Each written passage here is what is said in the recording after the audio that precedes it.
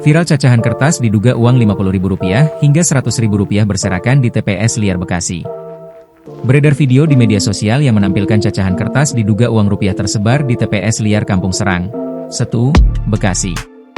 Dalam video yang diunggah akun Instagram Sahabat Peduli Likan menampilkan cacahan kertas diduga uang rupiah itu menyerupai pecahan Rp50.000 hingga Rp100.000.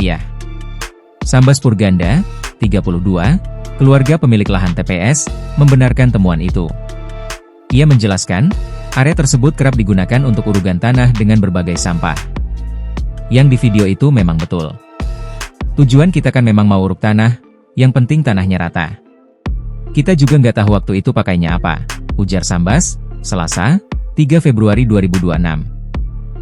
Sambas mengaku tidak mengetahui apakah cacahan itu uang asli atau palsu. Bentuknya kecil-kecil banget. Saya juga nggak tahu itu palsu apa enggaknya.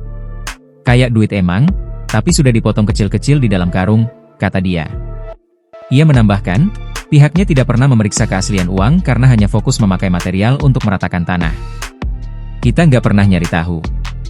Karena memang butuh urukan buat ngeratain tanah, ya sudah ditumpuk-tumpuk aja. Kalau beli tanah kan lumayan mahal, tutur Sambas.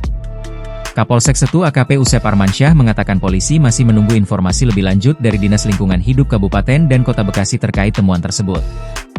Iya, ada penemuan itu, pecahan kertas.